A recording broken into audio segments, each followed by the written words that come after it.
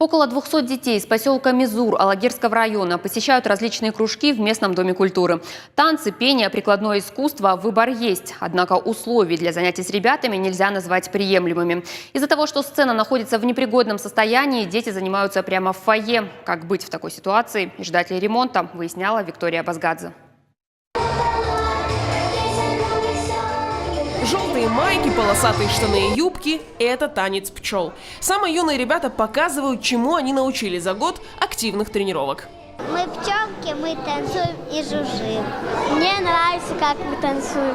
Сегодня здесь отчетный концерт, но славу Мизурский дом культуры приобрел задолго до этого. Здесь были такие ансамбли, как «Шатана», которые были на гастролях в Италии. Привезли оттуда очень много подарков, призов, грамот.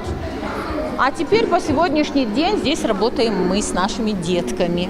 Сельский клуб начал работу в 1953 году прошлого столетия. Сейчас здесь функционируют 10 кружков. Это вокал, прикладное искусство и осетинские танцы. Занимаются ребята с 1 по 10 класс. Всего 200 детей.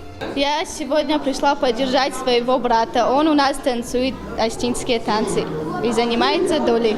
Я танцую 1 год, и мне очень нравится. Я хожу 2 года на национальные косынки. Как правильно держать осанку, руки и отбивать ногами четкий ритм. Этому местные педагоги обучали целый год на своих занятиях. Сегодня они безмолвные дирижеры.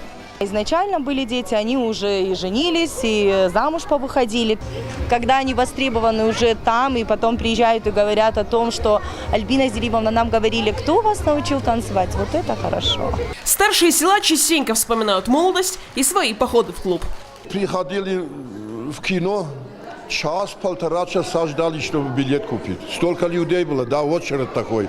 Потом сделали там ограду, чтобы только с одной стороны можно было заходить. А то маленьких выбрасывали, другие заходили и брали. Но на самом деле не все так радужно. Этот отчетный концерт проходит в фойе. Помещение в 2 раза меньше концертного зала. Выступать там просто опасно. 2 месяца назад эту сцену закрыли и огородили, чтобы сюда не забегали дети. Причина – стены. Если подойти поближе, то можно увидеть, какие они непрочные. Опадает не только штукатурка, но и бетонное основание. А деревянное основание просто крошится в руках. Рушатся стены и расползается плесень. В раздевалках настоящая антисанитария. Приглашали, смотрели, и наш глава Едев Таймураз Артурович сказал, что физический износ нашего здания 100%. Ну да, говорили, что сделают перед этим ремонт, но я думаю, это все обобщилось и попали в федеральную программу.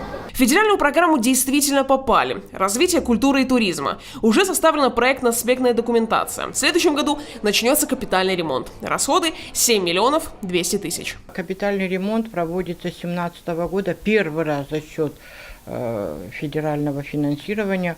Поэтому очень много объектов, которые мы хотим отремонтировать. На следующий год в рамках этой же программы капитальный ремонт и строительство домов культуры ожидают в селениях Суадак, Нокау, Сунжа и Чермен. Это лишь малая часть объектов.